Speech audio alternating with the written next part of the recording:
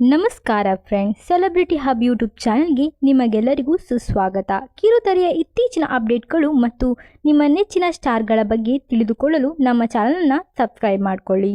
ಇವತ್ತು ನಾವು ಕಲರ್ಸ್ ಕನ್ನಡದ ಹೊಸ ಫೇಮಸ್ ಸೀರಿಯಲ್ ಗೌರಿ ಕಲ್ಯಾಣದ ಬಗ್ಗೆ ಒಂದು ಇಂಟ್ರೆಸ್ಟಿಂಗ್ ವಿಷಯ ಹೇಳ್ತೀನಿ.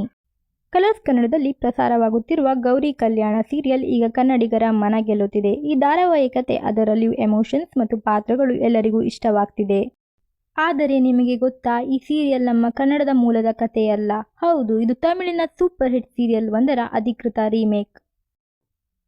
2013ರಲ್ಲಿ ತಮಿಳಿನ ವಿಜಯ್ ಟಿವಿಯಲ್ಲಿ ಪ್ರಸಾರವಾದ ಆಹಾ ಕಲ್ಯಾಣ ಎಂಬ ಜನಪ್ರಿಯ ಧಾರಾವಾಹಿಯನ್ನೇ ಈಗ ಕನ್ನಡಕ್ಕೆ ಗೌರಿ ಕಲ್ಯಾಣ ಎಂಬ ಹೆಸರಿನಲ್ಲಿ ತರಲಾಗಿದೆ.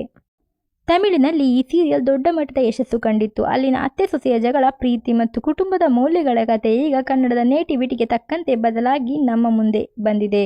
ರೀಮೇಕ್ ಆದರೂ ಕೂಡ ನಮ್ಮ ಕನ್ನಡದ ಕಲಾವಿದರು ತಮ್ಮ ಅದ್ಭುತ ನಟನೆಯ ಮೂಲಕ ಈ ಸೀರಿಯಲ್ಗೆ ಹೊಸ ಮೆರುಗು ನೀಡಿದ್ದಾರೆ. ತಮಿಳಿನ ಆಹಾ ಕಲ್ಯಾಣ ನೋಡಿದವರಿಗೆ ಈ ಹೋಲಿಕೆ ಸುಲಭವಾಗಿ ಅರ್ಥವಾಗುತ್ತೆ.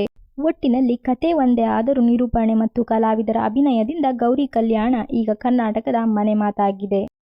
ನಿಮಗೆ ಗೌರಿ ಕಲ್ಯಾಣ ಸೀರಿಯಲ್ ಇಷ್ಟನಾ ಅಥವಾ ತಮಿಳಿನ ಆಹಾ ಕಲ್ಯಾಣಂ ನೋಡಿದ್ದೀರಾ?